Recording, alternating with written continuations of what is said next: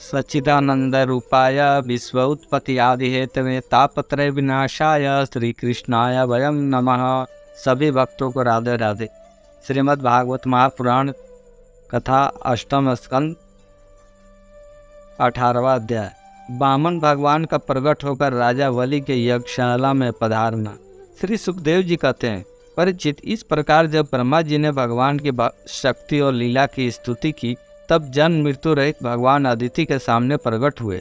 भगवान के 4 भुजाएं थी, उनमें वे शंख, गदा, कमल और चक्र धारण किए हुए थे।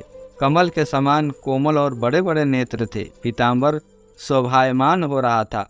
विशुद्ध श्याम वर्ण का शरीर था। मकराकृत कुंडलों की कांति से मुख कमल की शोभा और उल्लसित हो रही थी। वक्ष स्थल पर श्रीवत्स का चिन्ह, हाथों में कंगन, भुजाओं में बाजूबंद, सिर पर किरीट, कमर में करधनी की लड़ियाँ और चरणों में सुंदर नुपुर जगमगा रहे थे। भगवान गले में अपनी स्वरूपभूत बनमाला धारण किए हुए थे, जिसके चारों ओर झुंड के झुंड भौरे गुंजार कर रहे थे। उनके कंठ में कौस्तुभ मणि सुशोभित थी। भगवान की अंग कांति से प्रजापति कश्यप जी के घर का अंधकार नष्ट हो गया। उस समय दिशाएं निर्मल हो गई।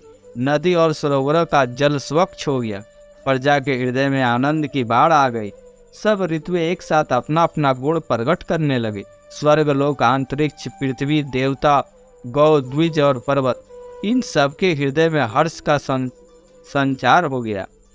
परिचित, जिस समय भगवान ने जन्म ग्रहण किया, उस समय चंद्रमा श्रवण नक्षत्र पर थे। भाद्रपद मास के शुक्ल पक्ष की श्रवण नक्षत्र वाली द्वादशी थी। अभिजीत मुहूर्त में भगवान का जन्म हुआ था। सभी नक्षत्र और तारे भगवान के जन्म को मंगलमय सूचित कर रहे थे। परिचित, जिस तिथि में भगवान का जन्म हुआ था उसे विजया द्वादशी कहते हैं। जन्म के समय सूर्य आकाश के मध्य भाग में स्थित थे। भगवान के अवतार के समय शंख, ढोल, मृदंग, डफ और नगाड़े आदि बाजे बजने लगे। इन तरह तरह के बाजों तुरैयों की तुमुल ध्वनि होने लगी। अप्सराएं प्रसन्न होकर नाचने लगी। श्रेष्ठ गंधर्व गाने लगे। मुनि देवता, मनु, पितर और अग्नि स्तुति करने लगे। सिद्ध, विद्याधर, किमपुरुष, किन्नर, चारण, यक्ष, राक्षस, पक्षी, मुख नागगण और देवताओं का अनुचर नाचने, गाने और भूरी भूरी प्रशंसा करने लगे। तथा लोगों ने अदिति के आश्रम को पुष्प की वर्षा से ढक दिया। जब अदिति ने अपने गर्भ से प्रकट हुए परम पुरुष परमात्मा को देखा, तो वह अत्यंत आश्चर्यचकित और परमानंदित हो गई। प्रजापति कश्यप जी भी भगवान को अपनी योग माया से शरीर धारण किए हुए देख विस्मित हो गए और कहने लगे, जय हो, जय हो। परिचित, भगवान स्वयं अव्यक्त और चित्त स्वरूप हैं। उन्होंने जो परम कांतिमय आभूषण और आयुधों से युक्त वह शरीर ग्रहण किया था, उसी शरीर से कश्यप और अदिति के देखते देखते वामन ब्रह्मचारी का रूप धारण कर लिया। ठीक वैसे जैसे नट अपना वेश बदल ले। क्यों न हो, भगवान की लीला तो अद्भुत है ही। भगवान को वामन ब्रह्मचारी के रूप में देखकर महर्षि को बड़ा आनंद हुआ। उन लोगों ने कश्यप प्रजापति को आगे करके उनके जात कर्म आदि संस्कार करवाए। जब उनका उपनयन संस्कार होने लगा, तब गायत्री के अधिष्ठात्र देवता स्वयं सविता ने उन्हें गायत्री का उपदेश किया।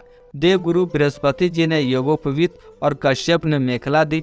पृथ्वी ने कृष्ण मर्ग चर्म, वन के स्वामी चंद्रमा ने दंड, माता अदिति ने कौपिन और कटी वस्त्र एवं आकाश के अभिमानी देवता वामन वेशधारी भगवान को छत्र दिया। परीक्षित, अविनाशी प्रभु को ब्रह्मा जी ने कमंडल, सप्त ऋषियों ने कुश और सरस्वती ने रुद्राक्ष की माला समर्पित की। इस रीति से जब वामन भगवान का उपनयन संस्कार हुआ, तब यखराज कुबेर ने उनको भिक्षा पात्र और सती श्रोमणी जगत जननी स्वयं भगवती उमा ने भिक्षा दी। इस प्रकार जब सब लोगों ने वटु वेशधारी भगवान का सम्मान किया, तब वे ब्रह्मर्षियों से भरी हुई सभा में अपने ब्रह्मतेज के कारण अत्यंत शोभायमान हुए। इसके बाद भगवान ने स्थापित और प्रज्वलित अग्नि को कुशों में परिसमून और परिमस्थन करके पूजा की और समधियों से हवन किया। परिचित, उसी समय भगवान ने सुना कि सब प्रकार की सामग्रियों से संपन्न यशस्वी बलि रिंगुवंशी ब्राह्मणों के आदेशानुसार बहुत से अश्वमेघ यज्ञ कर रहे हैं। तब उन्होंने वहां के लिए यात्रा की। भगवान समस्त शक्तियों से युक्त थे। उनके चलने के समय उनके भार से पृथ्वी पग पग पर झुकने लगी। नर्मदा नदी के तट पर भृंगु कक्ष नामक एक बड़ा सुंदर स्थान है। वहीं बलि के भृंगु वंशी ऋतवज श्रेष्ठ यज्ञ का अनुष्ठान कर रहे थे।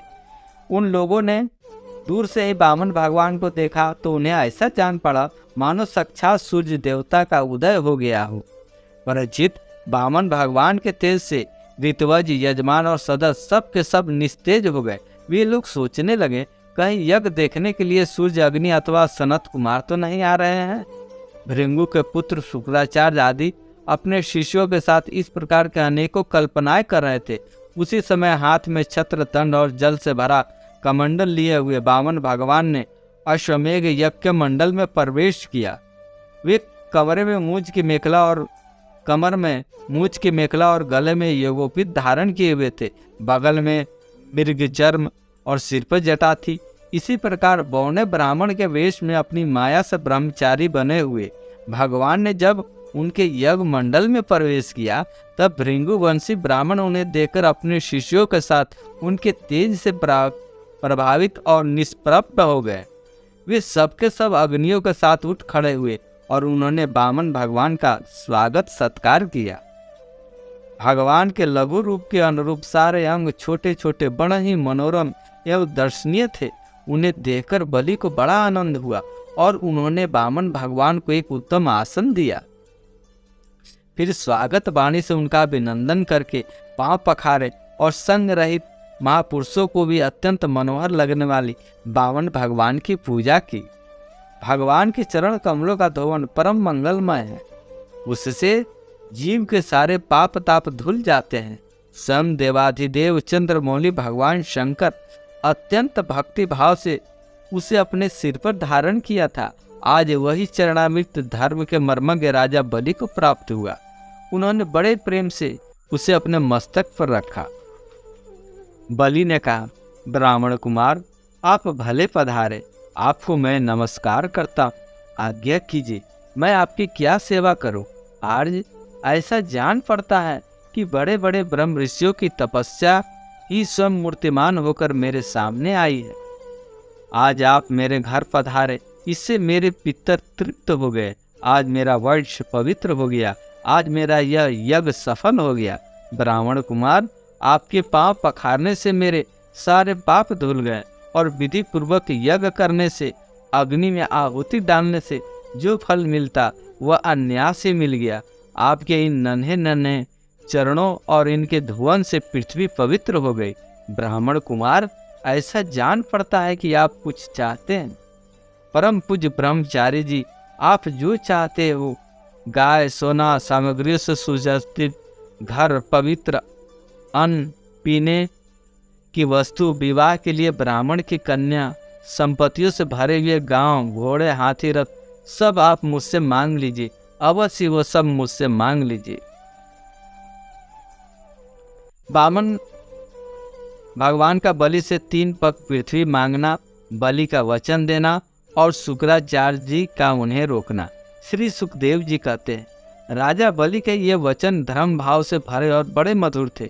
उन्हें सुनकर भगवान वामन ने बड़ी प्रसन्नता से उनका अभिनंदन किया और कहा, भगवान ने कहा, राजन, आपने जो कुछ कहा वह आपकी कुल परंपरा के अनुरूप धर्म भाव से परिपूर्ण, यश को बढ़ाने वाला और अत्यंत मधुर है। क्यों न हो, परलोक हितकारी धर्म के संबंध में आप भृंगुपुत्र शुक्राचार्य को परम प्रमाण जो मानते हैं, साथ ही आपके कुल वृद्ध पितामह परम शांत प्रहलाद जी की आज्ञा भी तो आप वैसे ही मानते हैं। आपकी वंश परंपरा में कोई धैर्यहीन अथवा कृपण पुरुष कभी हुआ ही नहीं। ऐसा भी कोई नहीं हुआ जिसने ब्राह्मण को कभी दान न दिया हो, अथवा जो एक बार किसी को कुछ देने की प्रतिज्ञा करके बाद में मुकर गया हो। दान के अवसर पर याचकों की याचना सुनकर और युद्ध के अवसर पर शत्रु के ललकारने पर उनकी ओर से मुंह मोड़ लेने वाला कायर आपके वंश में कोई भी नहीं हुआ। क्यों न हो, आपकी कुल परंपरा में प्रहलाद अपने निर्मल यश से वैसे ही शोभायमान होते हैं जैसे आकाश में चंद्रमा। आपके कुल में ही हिरण्याक्ष जैसे वीर का जन्म हुआ था। वह वीर जब हाथ में गदा लेकर अकेला ही दिग्विजय के लिए निकला, तब सारी पृथ्वी में घूमने पर भी उसे अपनी जोड़ा का कोई वीर न मिला। जब विष्णु भगवान जल में पृथ्वी का उद्धार कर रहे थे, तब वह उनके सामने आया और बड़ी कठिनाई से उन्होंने उस पर विजय प्राप्त की। परंतु उसके बहुत बाद उन्हें बार बार हिरण्याक्ष की शक्ति और बल का स्मरण हो आया करता था, और उसे जीत लेने पर भी वे अपने को विजय नहीं समझते थे। जब हिरण्याक्ष के भाई हिरण्यकशिपु को उसके वध का वृत्तांत मालूम हुआ, तब वो अपने भाई का वध करने वाले को मार डालने के लिए क्रोध करके भगवान के निवास स्थान वैकुंठ धाम में पहुंचा। विष्णु भगवान माया रचने वालों में सबसे बड़े हैं और समय को खूब पहचानते हैं।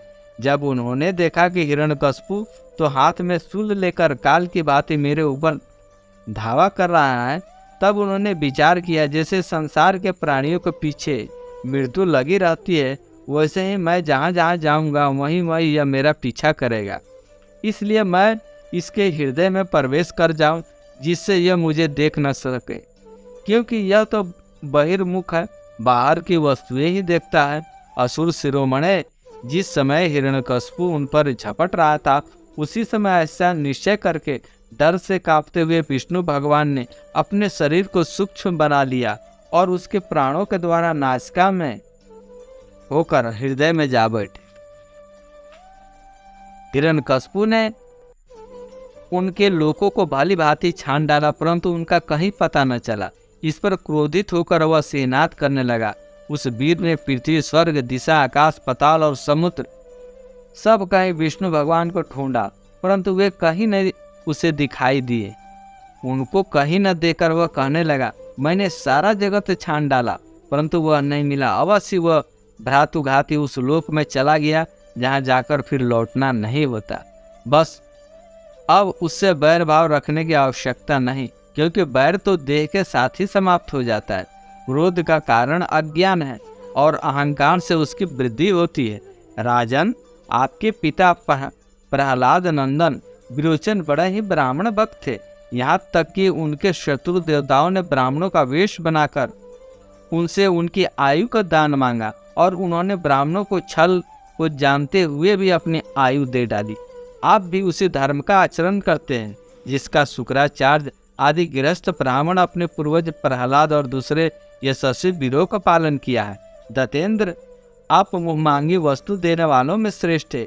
इसी से मैं आपसे थोड़ी सी पृथ्वी लेकर अपने पैरों से 3 डग मांगता हूँ। माना कि आप सारे जगत के स्वामी और बड़े उदार हैं, फिर भी मैं आपसे इससे अधिक नहीं चाहता हूँ। विद्वान पुरुष को केवल अपनी आवश्यकता के अनुसार ही दान स्वीकार करना चाहिए, इससे वह प्रत्यग्रजन पाप से बच जाता है। राजा बलि ने कहा, ब्राह्मण कुमार, तुम्हारी बातें तो वृद्धों जैसी है, परंतु तुम्हारी बुद्धि अभी बच्चों की सी है। अभी तुम तो बालक हो, किसी से अपना हानि लाभ नहीं समझ रहे हो। मैं तीनों लोगों का एकमात्र अधिपति हूँ और दीप का दीप दे सकता हूँ।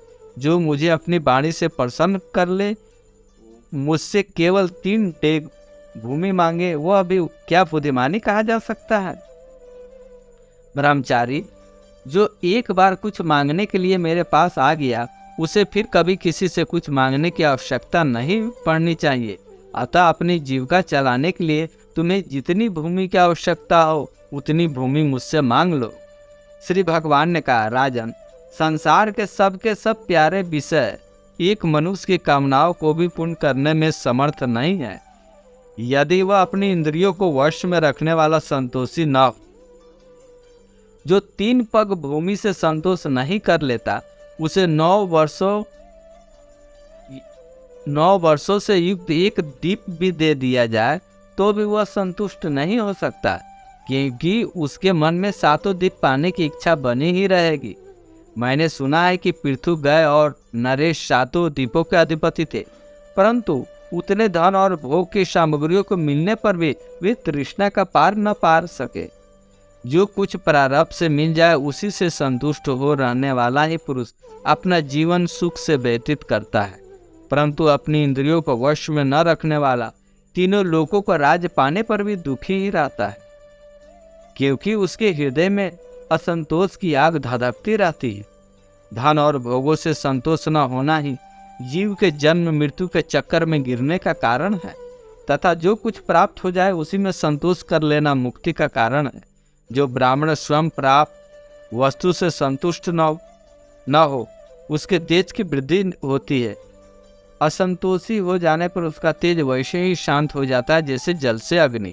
इसमें संदेह नहीं कि आप मुँह मांगी वस्तु देने वालों में शिरोमणि है। इसलिए मैं आपसे केवल 3 फक्त भूमि ही मांगता हूँ, इतने से ही मेरा काम बन जाएगा। धन उतना ही संग्रह करना चाहिए जितने की आवश्यकता हो। शेष अगले अंक में। जय जय श्री राधे, जय जय श्री राधे, जय जय श्री राधे।